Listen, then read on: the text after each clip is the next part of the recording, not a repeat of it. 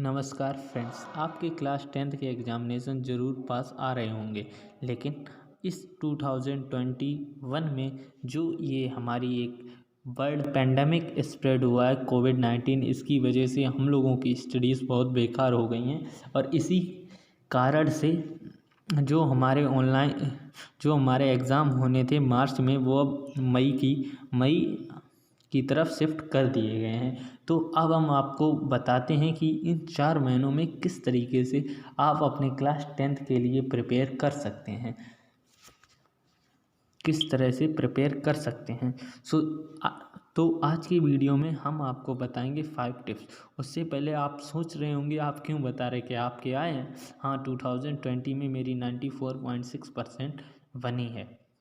ठीक, तो जो मैंने प्रैक्टिकल वे में जो कुछ भी मैंने किया वो सब मैं आपको आज के इस वीडियो में बताऊंगा। ठीक है, तो लेट्स बिगिन अवर वीडियो।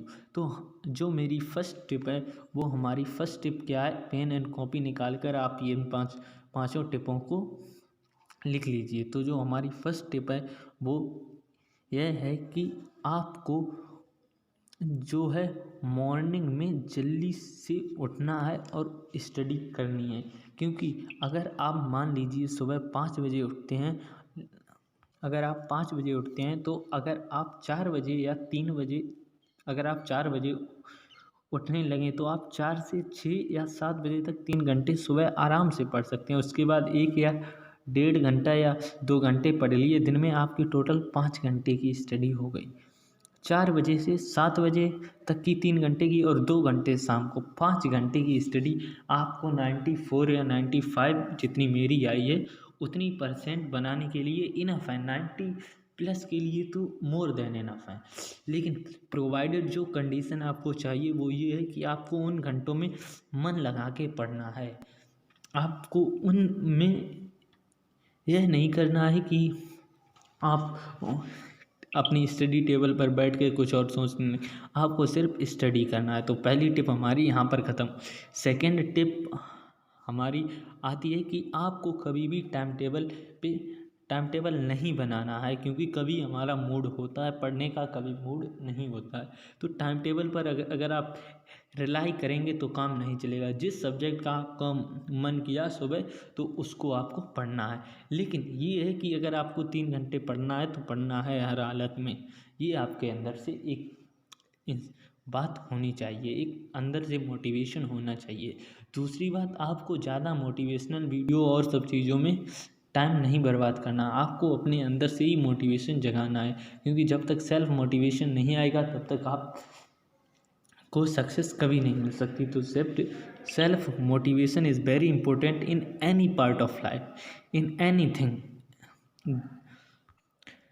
ठीक, तो सेल्फ मोटिवेशन हमें अपने अंदर से ही रखना है। और अब आते हैं हम अपनी अगली टिप की ओर। अगली टिप, तो हमारी अगली और लास्ट टिप है कि आप जो कुछ भी पढ़ते हैं उसको आपको पढ़ने के बाद किसी भी फ्री टाइम में, कहीं आप घूमने जा रहे हैं या कहीं भी जा रहे हैं, तो आपको उसको रिवाइज ज़रूर करना है। जैसे कि मैथ्स के फार्मूले हो गए, फिजिक्स के फार्मूले हो गए, केमिस्ट्री की केमिकल रिएक्शंस हो गई, उनको आपको याद ज़रूर करना है।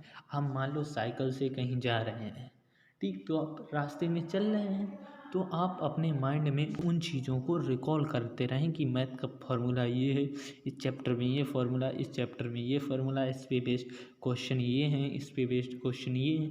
तो इससे आपको क्या होगा, आपको वो चीज़ें अगर आप एक बार माइंड में 1 2 बार 3 बार रिवाइज कर लेंगे तो आप ज़िंदगी भर के लिए वो चीज़ें याद रहेंगी और आपको स्टडी में मज़ा आने लगेगा।